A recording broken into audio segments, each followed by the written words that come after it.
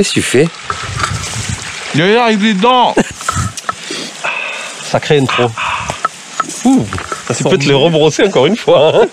Pourquoi on est là à 7 h du matin? Environ. On est arrivé de nuit à 18 h. Donc là, on est au-dessus de Gourdon dans le 06. Un des plus beaux villages de France d'ailleurs. Qui est sur le rocher là qu'on voit contre-jour un peu. Donc aujourd'hui, nous allons faire le plateau de Cossol et ensuite le plateau de Calerne. Le plateau de Calerne, c'est là où il y a l'observatoire de la Côte d'Azur. Donc là, on le distingue tout là-haut, là-haut. Donc en gros, on va faire une boucle, on va monter droit là dans la colline, derrière vous. On va monter là-haut, tac, sur la crête. Donc plateau de Cossol. On tire à droite. Deuxième ascension, plateau de Calerne, là-bas en face. On va tout au fond, on redescend sur 6 pierres. Et derrière 6 pierres, après on redescend, tac, et on descend sur Gourdon direct. On va le faire en 2 jours. Et comme on est un petit peu loin de la maison, on a décidé de venir hier soir. Donc hier soir on est venu, on s'est posé et voilà, à 19 h. Ouais. On a mangé ici, dormi ici. On a fait 2 bornes en montant là. On s'est trouvé un bon petit coin là, super sympa, en restant que dégagé. Il y a l'eau juste là. Donc voilà, il y a le petit banc en bois là-bas. Pour poser le cucu. On était bien. Manger, là, on a planté la tente sur des aiguilles de pin. Tout était confort. Puisqu'on a beaucoup de questions qui reviennent sur la tente, on peut faire un tour, les gars. On vient de passer une nuit. À combien tu dis, Lucas? À 0? Ouais, il a fait 0. On a dormi dans cette configuration-là.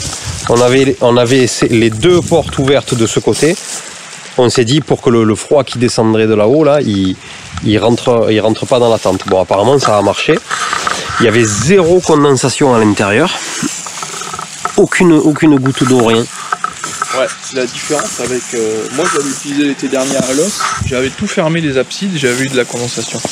Et c'est vrai qu'il était recommandé de laisser ouvert. Et au moins, on l'a fait. Ouais, c'est vrai que... Pour faire circuler au moins une de chaque côté. 0. Là, il y avait 0 condensation. Il a fait bien froid, mais on était bien. Là, vous voyez la place. Hein. Il y a 2 matelas régulars à l'intérieur. À la tête et aux pieds, il y a énormément de place. Et une fois assis, pareil, quoi. Il y a de la place. Hein. Ça, c'est... Juste qu'on a mis le polycrino dessous là. Oui. Voilà, ça, nous on le met toujours. Ah ouais, je vais te dire, il faut qu'on le dise ça. Ouais. Oui. C'est une petite bâche les gars, c'est une matière à la con. C'est vendu, donc par exemple celui-là on l'a acheté sur Arclight Design, là, le site qui fait de l'ultralight. Ça vaut rien du tout. Ça pèse rien du tout et c'est très très solide par rapport à son poids. Ça pèse vraiment rien ça. Ça pèse presque comme une couverture de survie, sauf que c'est carrément plus costaud. Ouais. Voilà. C'est du polycryo. Il y a d'autres noms, polycry, mais voilà, si vous tapez polycryo, vous allez en trouver. Ça coûte rien du tout. Ouais. Et en tant que bâche de sol, c'est les marcheurs ultralight qui s'en servent. Ouais, ça évite les bâches de sol à 400 grammes, voire plus. Voilà, donc on part pour 30 km, plateau de Cossol. Combien de dénivelé? Je sais plus, pas beaucoup. 900, presque 1000, ouais. Voilà, les 1000 mètres de dénivelé. On se fait ça en 2 jours, tranquille. Et voilà, il fait beau, on est en février. On plie et on s'en va.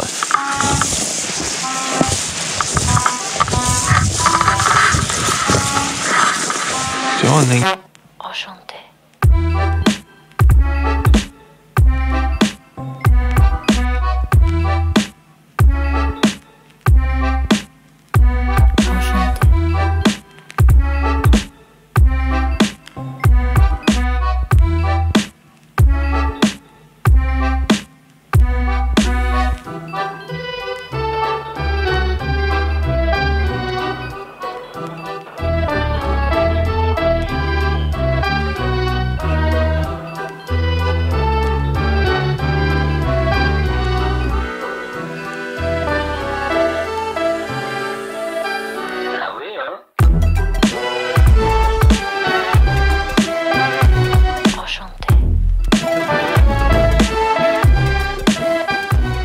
Ça c'est la route qui monte à Cossol depuis Gourdon. Voilà le grand trait là. Et vous voyez que sur les sommets là, il y a des pistes de parapente dans tous les sens. Là. Il y en a 3 autour. Ouais. Donc là-haut, ouais. Ouais, là il y en a 2. Il y a une piste de décollage et en face là-bas aussi. Et ben, aujourd'hui, il se régale avec le temps qu'il fait. Ouais. Regardez, il y en a deux là sur l'écran. Celui de gauche, vous le voyez pas parce que c'est trop petit. Celui de gauche qui est jaune et vert, il vole synchro avec un vautour. C'est pas un vautour, mais c'est un rapace. Pas un vautour. Il vole synchro avec un rapace. On est les mêmes courants. C'est incroyable. Hein. Ça, c'est le kiff. Je sais pas s'ils se parlaient pas et tout à un moment. Ouais, ils se faisaient des signes, des langages de signes. Arrivé sur le plateau. Premier plateau, ouais, de Cossol.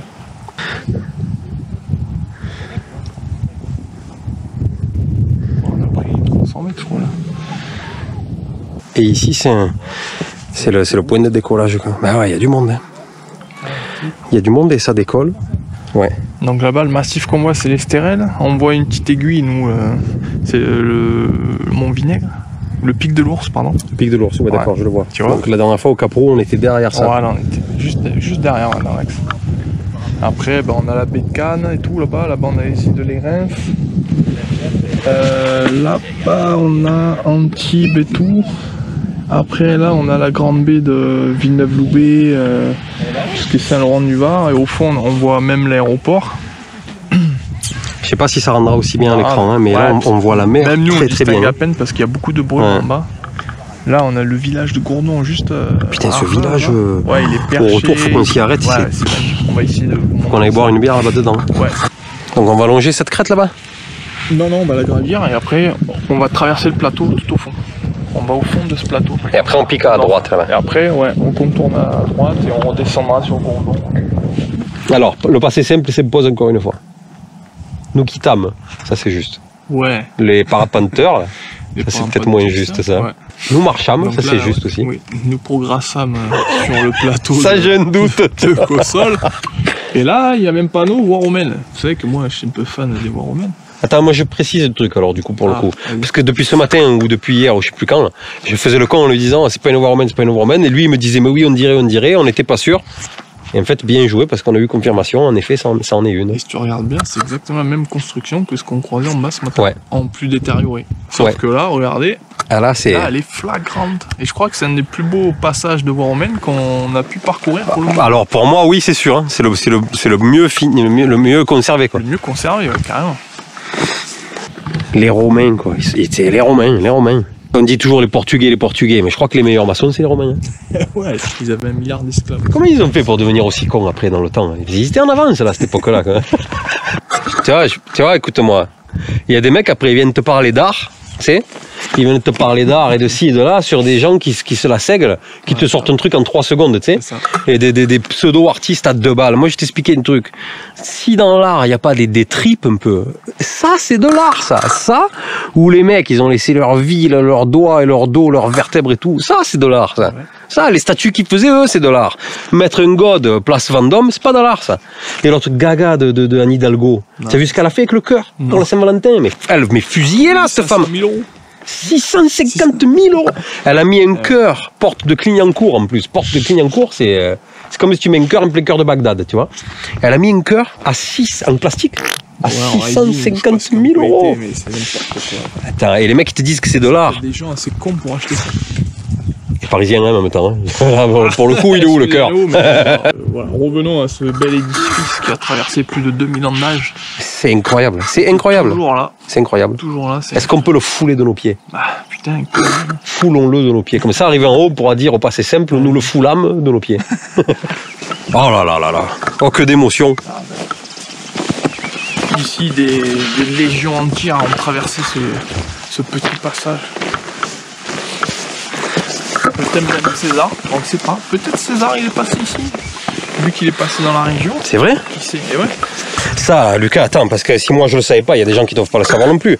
À quoi ça sert? Pourquoi de temps en temps, dans les montées, dans les descentes, il y a des espèces de trottoirs qui barrent la route? Eh ben ça, c'est un caniveau en fait. C'est-à-dire que l'eau elle va ruisseler et paf, elle va faire barrage, elle va être évacuée sur le côté pour éviter que ça devienne une rivière là-bas. Tu as compris? Les mecs, ils ont inventé le caniveau il y a 20 000 ans, Fada. Ouais. Oh. Le caniveau non creusé.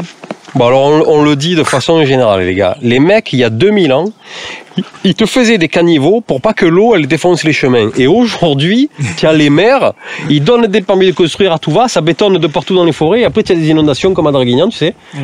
Donc il y a 2000 ans ils savaient faire des caniveaux et là on a oublié, entre temps on a oublié. On a oublié que l'eau elle pouvait ruisseler comme ça et tout déglinguer. Quoi. Là on fait le contraire. On fait des caniveaux géants qui ramènent toute l'eau d'un coup en un point. C'est le monde des tourne plus rond quoi, moi, je vous le dis. Moi. Ah, ouais, foutu.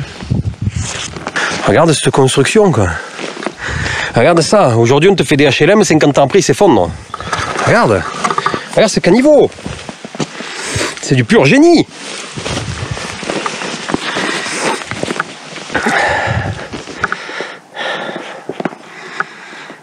Ça servait aussi de transit pour tous les marchands. Et non, il n'y a pas des calèches. Il y a des calèches qui passaient sur une petite comme ça là. Ils pouvaient, ouais, ça dépend. Après, tu avais des voies romaines principales, des secondaires et des auxiliaires et des minuscules. Donc est-ce qu'elle a un rapport avec celle qui va vers Moustier et tout là? Je sais pas. Ah, il y en a partout, remarque. Hein. Ah, il y en a partout. C'est le plus beau portion, la plus belle portion que j'ai fait de voie romaine depuis que je marche. C'est-à-dire depuis que j'ai 8 ans. Elle est ultra bien conservée. Grave, impressionnant. Et je pense limite depuis l'époque, on dirait qu'elle est d'origine.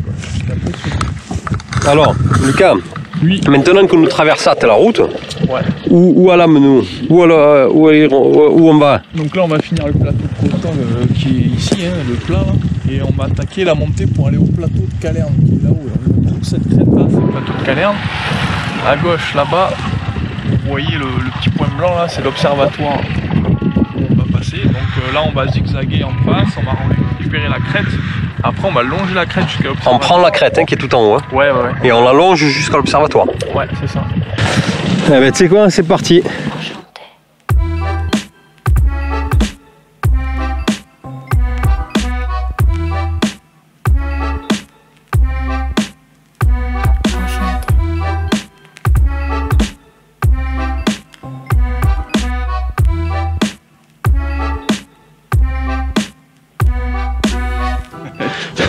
C'est une bivouac sur 2 jours avec montée sur 1 jour. Non, on a pris cher tout à l'heure, donc le coin des parapentistes, là voilà. En face, là, sur la crête en face. Donc on a traversé toute la forêt avec la voie romaine, paf, on est sorti là-bas en face là. La route que vous voyez en bas, on l'a prise là. On a bifurqué là, tac tac tac. Voilà, ça c'est assez exceptionnel sur ce plateau. Vous voyez tous ces tas de pierres avec des pierres verticales dessus. En fait, tout ça c'est des astronomes qui sont morts ici au travail. Et du coup ils sont tous enterrés là. Va te faire soigner là. Garçon.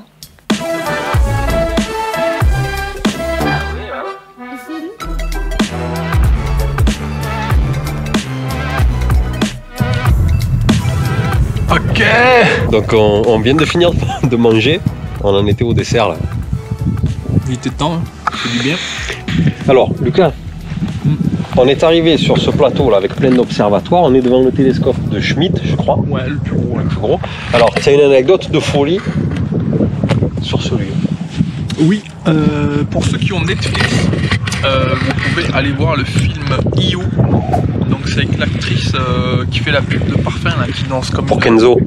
Kenzo. Ouais, je crois. Ouais. Kenzo qui danse comme une starbée là. Et avec l'acteur qui fait Faucon dans Marvel là. Donc dans Captain America et dans Avenger, je sais pas quoi. Ouais, dans les deux. Donc ils ont tourné le film l'année dernière ou il y a 2 ans. Et du coup, toute l'histoire elle se passe là dans la coupole et tout. Donc moi, coup de bol, je l'ai regardé la veille de partir ici. Franchement, un truc de fou. Donc j'ai envoyé un message. Un truc du coup, je suis devant le film et c'est là où on va et tout. Donc pour ceux que ça intéresse, allez le voir. Bon, c'est pas le film de l'année, mais ça se regarde pour ceux qui aiment bien le thème. C'est un peu post-apocalyptique. Il y a une histoire d'air qui peut plus se respirer quand on est à basse altitude, c'est ça?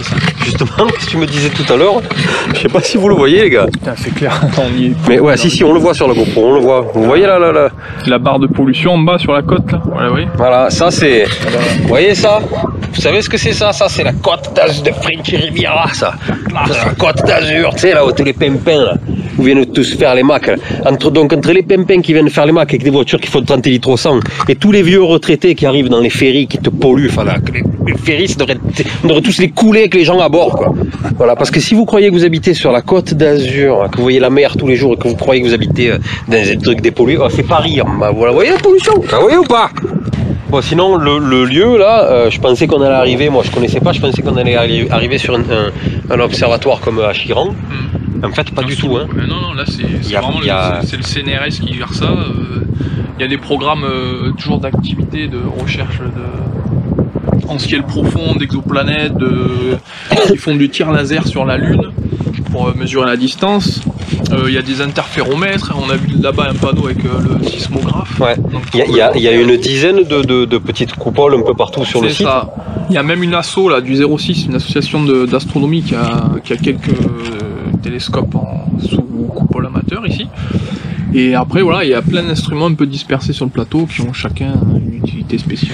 Parce que là vous le voyez pas, on est venu au bord là pour manger au soleil au bord de la crête, mais derrière là sur le plateau il y a des dizaines de bâtiments de service, des espèces de garages, il y a des camions de service un peu partout, il y a des tours de guet, tours de garde, je sais pas. C'est fermé à l'entrée, vous pouvez pas circuler en voiture sur le plateau, il y a un parking, tout le monde se gare là, et après là vous voyez, ce côté là il y a une crête où il y a une chapelle en haut là, et là il y a plein de gens depuis tout à l'heure qui passent, donc ça doit être super cool. Ouais, donc c'est la chapelle de Calerne, et en haut c'est le sommet. Le sommet on le voit, 1450, ouais. Voilà. 1458. Et c'est celui qu'on voit, je pense, hein, le point, puisqu'il était à 3 km de nous, ouais, ça doit être ça. Et il y a beaucoup de gens, depuis tout à l'heure on a mangé ici, il y a beaucoup de gens qui passent. Hein. C'est peut-être ceux qui aiment bien un peu l'air pur et qui habitent en bas, là, dans bien joué, Lucas. Voilà, pause repas expédié, redéparture. Vite fait, bien fait. Vous voyez quelques boules en arrière-plan. C'est ça. Donc on laisse l'observatoire derrière nous et on descend vers Sipir. Donc là, tu as vu le plateau, c'est assez lunaire, désertique. Là, c'est assez pas mal. Ouais. On se croirait dans la Lozère en fait, tu vois. Je suis jamais allé, mais je crois que c'est comme ça. Ouais, alors j'y suis passé cet été, c'est quand même un peu plus grand les plateaux de Lozère. Hein. Je veux pas dire, mais.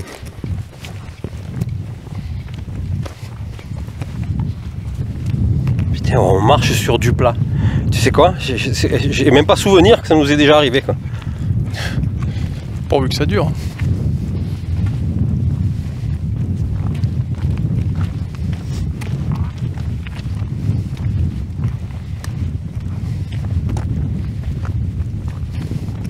On a fait un gros bout de chemin, nous, depuis une bonne demi-heure, sur le GR4, qui fut en tout point époustouflant. Ah ouais, et je pèse mes mots. Ils sont forts les traceurs de GR quand même. Et donc bravo aux traceurs de GR. Comme vous voyez là les marques, c'est encore une fois hyper bien repéré. Ouais. Et on sait qu'ils ont un boulot phénoménal parce qu'il y a des marques de partout, il y a des dizaines de milliers de kilomètres à repérer et ils le font bénévolement. Bravo, merci. Là on va descendre en zigzag jusqu'au un peu avant le village de Sipir qu'on voit en face là. Ouais. Et après on va remonter. Mais donc là, on dort en bas. Hein. Ouais, on dort en bas, par là-bas, je pense, on verra. Et après, demain, on repart, on longe à ras de la falaise dessous et on monte tout ce plateau qu'on voit au soleil. Là. Et jusqu'à la fin pour retomber sur Gourdon. Et en face, là, on voit le mont Chéron, là, qui est à 1770, 74, je sais plus. Ah ouais, quand même. Ouais, c'est à 1008, ça. Ouais. Putain, on dirait pas de là-haut. Et ouais. Ah oui, mais on est haut déjà, nous. Hein. Et oui. On est à 1002, là, c'est ça? Là-haut, on était à 1002, là, on doit être à 1100. Ouais. Et derrière, il y a Gréolière. Derrière ça, il y a Gréolière, les neiges. D'accord.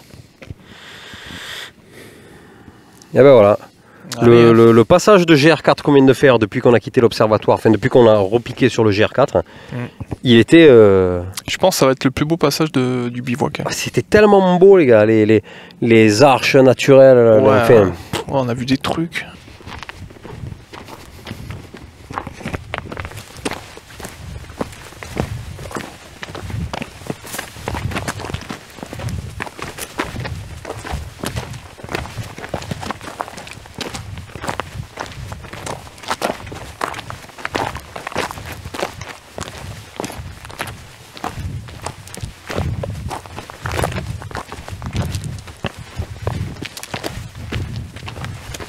Bon, on était là-haut d'ailleurs. Hein. était là-bas dedans. On est hein. sorti à gauche Ouais. des roches, là, de la barre rocheuse. Et on est descendu le long On est des descendu, pylônes, on a descendu. croisé. Et en fait, sur le chemin, on devait bivouaquer auprès d'un torrent. On ne serait pas les trekkers compulsifs s'il y avait eu de l'eau dans le torrent. Donc, le torrent, évidemment le torrent. Alors Ça, qu'on est, ça on est nous dans le poursuit, 06, limite à la montagne et tout, mais le Au torrent mois de il était à sec. février, Voilà. bon, Le c'est torrent pas il grave, était à sec. Hein. pour changer. Mais cette fois, on n'a pas été noir jusqu'au bout. 20 mètres après le torrent, il y avait un compteur d'eau avec un Plymouth branché dessus. Ouais, un truc pour paysans, pour, Un truc remplir, pour les bêtes, ouais. remplir des cuves, des baignoires pour que les bêtes à boivent. Ouais, ouais, attends, le cœur. On a ouvert le robinet, on s'est fait le plein d'eau. On a pris 3 litres, merci monsieur. Du coup, voilà, on a tourneviré, on a cherché un coin un peu plat, et on s'est dit que, comme hier, le froid il allait descendre dans des montagnes. Donc là, on a entouré des montagnes. Donc là, on a trouvé ce vieux parc à bêtes. Immense. Immense. C'est un vrai labyrinthe. en Ouais, fait. j'arrive C'est- pas. c'est- On a marché 10 minutes Ah, c'est dedans un truc pour. de fou. On dirait le truc, tu sais, que tu tournes pour mettre la bille, là. Tu sais, c'est truc vrai. des bulles de quand on était gosse. Bref. Donc, on a trouvé ça, et je me suis dit que si on se mettait entre deux murs, les murs, en fait, vous voyez, ils montent. Donc, en fait, ça va faire un mur anti-froid, quoi. Donc, le froid, il n'arrivera pas à monter ça, il va descendre dans la vallée. Donc, nous, ça nous arrange. Ensuite, forcément, on a trouvé le petit coin plat qui est là.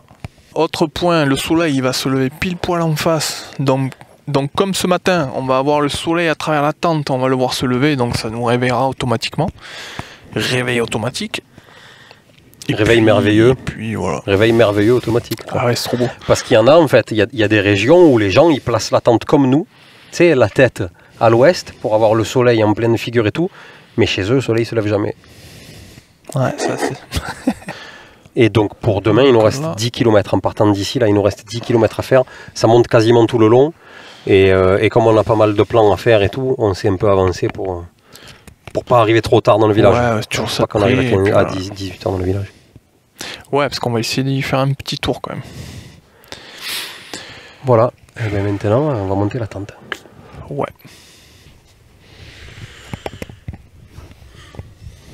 Ben voilà, on a monté la tente. Et pas que, on a dormi dedans aussi. Putain. Les copains, On s'est levé il y a 5 minutes. voilà c'est ça, on vous prend au réveil, vous voyez les tronches qu'on a. À la fraîche, quoi. On s'est pas encore fait le tuto make-up ni rien. Allez, ça vaut le coup. Parce que la vue. Les gars, regardez. Hier soir on voyait rien quand on est arrivé là. Le soleil qui se lève. On a la tente ici. On a dormi un peu à l'abri. Alors Lucas, on a changé de config par rapport à hier. Parce qu'à 21 h, il y a un petit vent du pôle Nord qui s'est levé. Oh, et ça soufflait en plus, hein. Et ouais, putain, ça nous a un peu fait chier pendant 2-3 heures. Après, on s'est couché, du coup, on a décidé de fermer une abside parce que le vent il est arrivé comme ça. Il arrivait de là-bas en face le vent. Donc on a décidé de dormir avec cette abside complètement fermée. Ouais. Et de mon côté, moi je dors de l'autre côté, et de mon côté une abside ouverte. Mais pour ceux qui se posent des questions sur la tenue au vent de cette tente, il y avait bien des rafales à 40 km/h sans problème hier soir. Ouais. Et, Ouais, ça bougeait à peine. et il passait rien dedans, il passait rien. Ouais, c'est vrai. Et dès qu'on a eu fermé les deux absides, parce que vous voyez en fait elles se ferment, celle-là on la déplie sur celle-là, on accroche les deux ici, on vous l'avait déjà montré et on tend, et avec ce passant-là, on peut croiser les absides une sur l'autre. Vous voyez d'ailleurs que la couture elle est faite comme ça.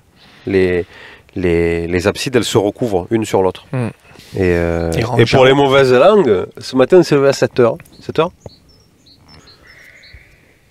Il est 8 h déjà. Il est 8h, on s'est levé à Ouais. 7h30.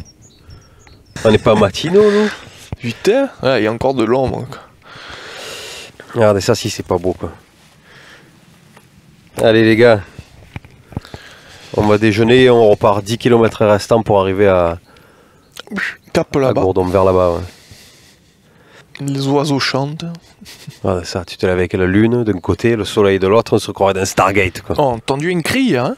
Ah ouais. La première fois que je l'entends, quoi. Ça faisait comme un chat, mais pas miaou. Ça faisait miaou. Je sais quoi ce bruit. J'ai jamais entendu de ma vie. Quoi. Donc, Le problème, c'est que C'est un quand gros lui il film. m'a dit c'est quoi ce bruit, j'ai jamais entendu de ma vie, je commençais à avoir peur, tu vois. ouais, bizarre. Ouais. Moi, je pense à un chat sauvage, mais Ouais, bruit bizarre. Ouais. je vois pas ce que ça peut être. Ma foi. On va manger. Ah ouais. Allez, go. On va se réchauffer. Et nous levâmes. Le cam. Petit déjeuner, départ tranquille. autant cette nuit, bon, il a quand même fait froid. Et là, ce matin, il est 10h moins 20. Bon, encore battu. Eh ben, il fait super bon. Franchement, là, je vais encore prendre une castagne, moi. Bon, on est à la cool, on a que 10 km à faire. Voilà. Ouais. Mais cagnard toute la journée dans la tronche, on va voir. Ouais. Eh oui, Ça, on marche face à lui en plus. Ah, ouais, là, on est toujours sur un GR, comme vous pouvez le voir. On est sur le GR 51. Qui, à mon avis, n'est pas plus vilain que le GR4. Hein. Vu par où il passe. Bon, nous, on fait que des petites portions, mais... Mais hein, ce qu'on se disait hier, c'est qu'entre un PR et un GR, visuellement, on voit direct déjà une différence. Ouais, ouais. C'est impressionnant ce qu'il y a à voir en les empruntant, ça n'a rien à voir, quoi. C'est le cran au-dessus, comme dirait l'autre.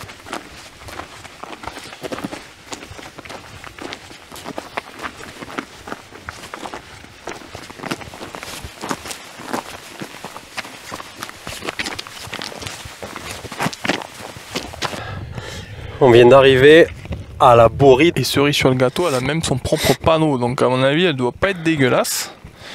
Donc on va vous montrer ça. Petit point chaleur, 10h du mat là. On voulait vous présenter cette technique.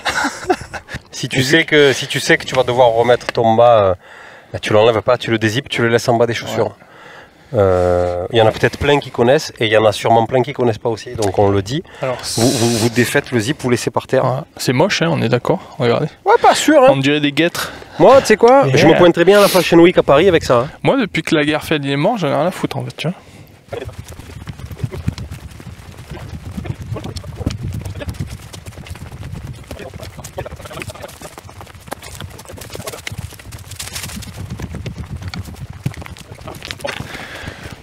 Arrivé.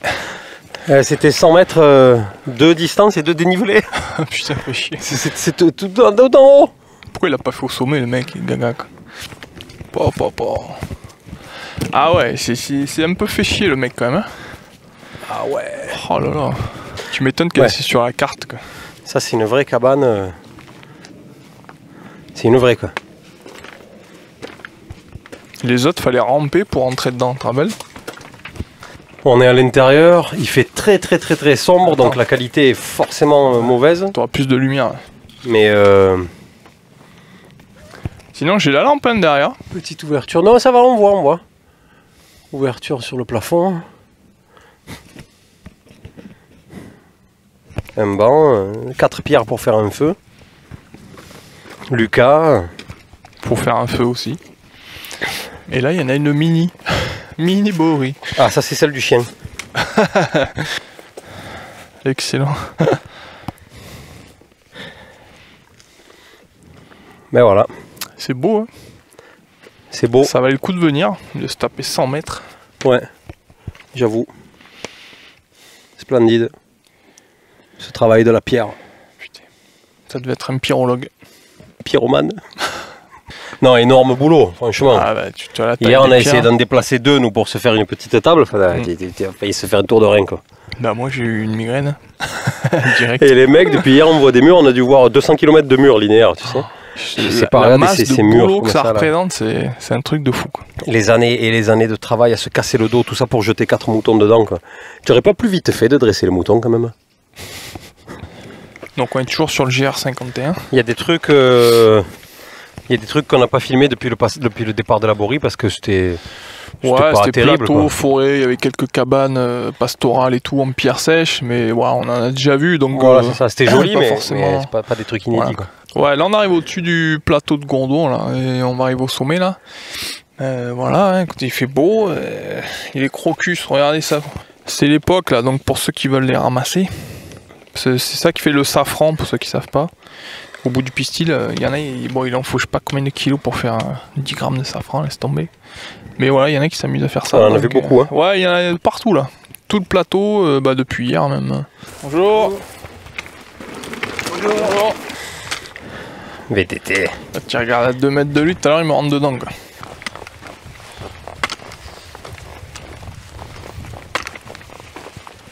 Ouais, c'était quoi la boule là-bas, Lucas? C'est un radar de l'aviation civile apparemment. Bon, bah, si vous la voyez, la boule, avec les parapentes juste en dessous, c'est là où on était hier matin quand on a fait le point ça. Sur les parapentes et Donc la boucle est presque bouclée. Exactement. C'est une de douche ça, regarde. Avec les bras comme ça peut être qu'une Citroën. Et là il y a le reste quoi. Je pense qu'elle s'est pris un obus ou un truc de ce genre. Hein. Il y a des traces d'impact de balles dessus, je sais pas de quelle époque c'est mais... Je connais un endroit où il y a une traction comme ça. Elle a été abandonnée par les résistants et elle est criblée de balles.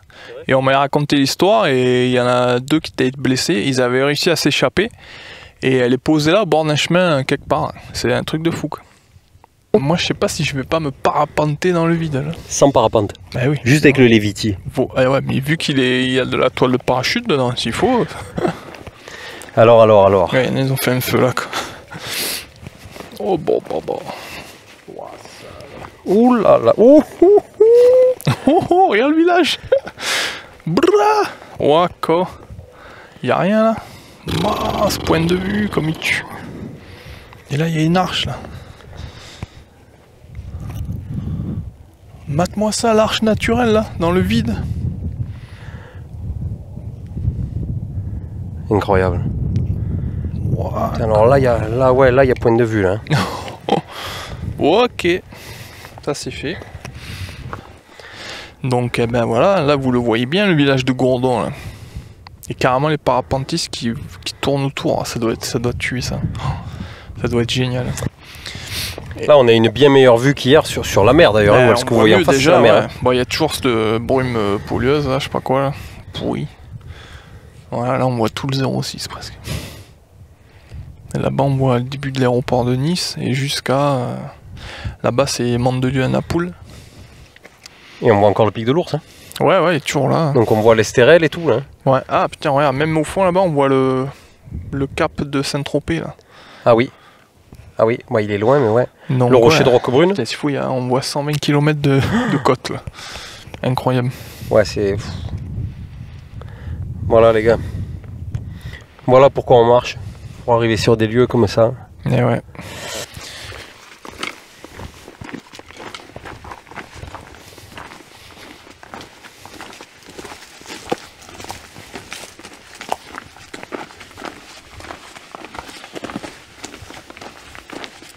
C'est ainsi que nous clôturons ce bivouac. Clôturable ?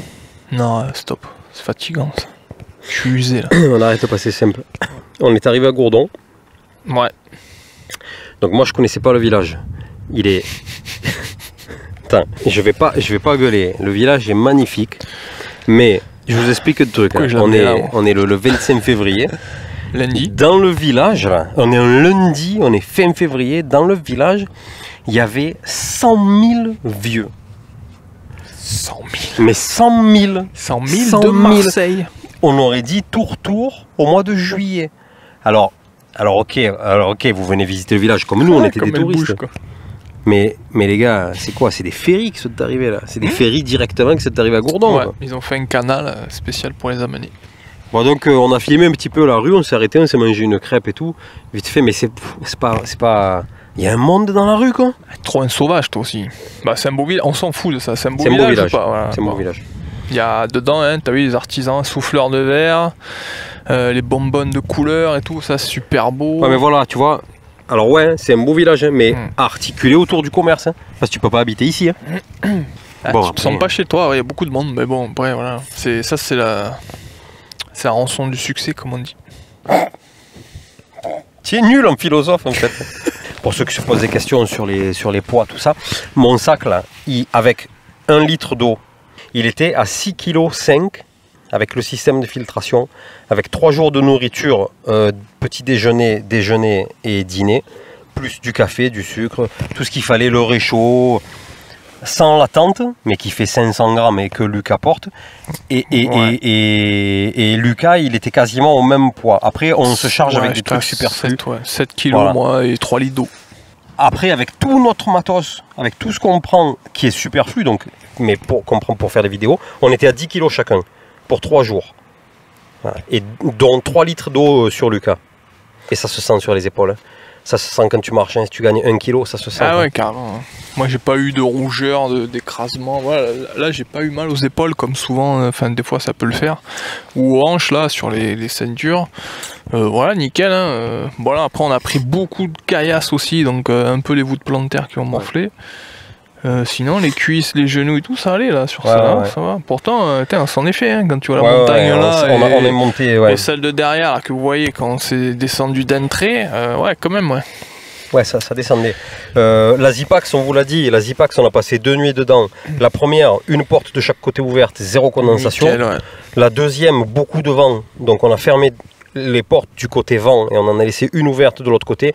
On a eu un peu de condensation ce matin. Vous savez quoi? Parce que le vent est tombé, attention. Voilà, sinon, parce que le vent est tombé. Mais sinon, on n'aurait pas eu. Ouais. On est sorti de la tente. Oui, en 2 minutes, on s'est habillé, c'était ça qui avait plus rien. Ouais.